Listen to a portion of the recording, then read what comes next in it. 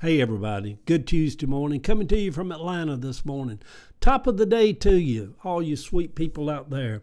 The morning post this morning, and I'll tag Facebook and Instagram down here at the bottom of this. I'm also over on Blue Sky and on YouTube.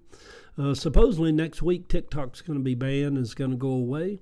Hopefully we can find a way to stay connected. I know a lot of people are deleting Facebook and Instagram because of Meta and Mark Zuckerberg and all that. I don't know where I'm at with all that right now. I just know right now it's a platform to communicate. And so there is no platform that can take the place of TikTok. TikTok is in a league all its own. For those of you out there that love TikTok, we're hoping somehow there's a resolution to it. But anyhow, the morning post this morning, now it is time to get going. The things that have been kind of pushed aside during Thanksgiving and Christmas and New Year's and then the snow are all behind us now. The new year is in full throttle. It is time to be proactive and get things moving. Make decisions. Go ahead and make those calls and get going. We are living in the days of 2025. The final jobs report for the Biden era was strong. We can only hope that it doesn't all go to hell in a breadbasket over the years ahead. And violent crime is down across the country. In Atlanta for the second year in a row. The economy is in a weird stretch, though. Thousands of stores are closing across the country. 3 Atlanta big box Macy's stores announced their closings yesterday here in the city of Atlanta. I don't see how brick and mortar shopping stores survive in the future with the days of internet shopping.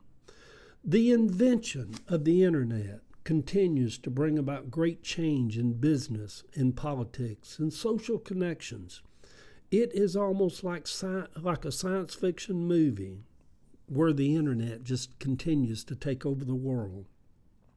How do we make a difference in 2025? What do we do with our gifts, our hearts, and our time? How do we give back? How do we make the world a little better? One of our gifts is our voice. When used wisely, it can be powerful, even if just among a handful.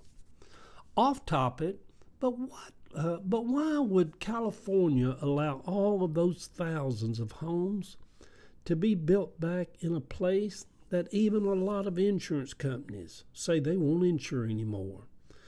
The conservative part of me says that the government should warn them that if they do, taxpayers will no longer be on the hook for hundreds of billions of dollars for impending future disasters. And the same thing should go for the people who build on the beaches of Florida. Shouldn't we listen to nature? And when we know better, shouldn't we do better? Will there be a massive earthquake to hit sometime this year in California? Will there be Cat 5 hurricanes to hit the shores of Florida this year? Is climate change now in full throttle? Each year takes on a life of its own. When was the last time you tried to get someone saved? Getting people saved seems to be dying out among the people of the United States.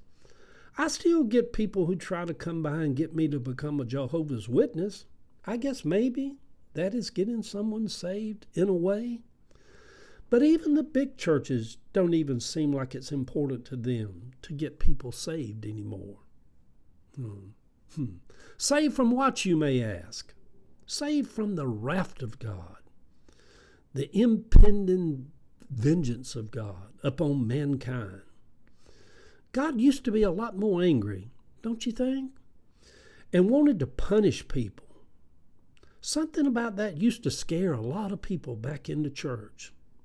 Over time, fear loses its power. Good Tuesday morning, sweet people.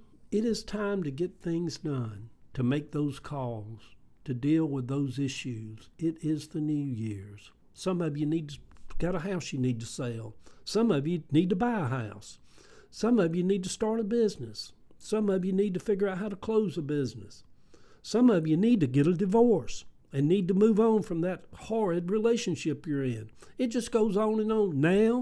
Now, This is the sign that's coming to you that you ran across this little video. Now is the time to make it happen. Prayer for this morning.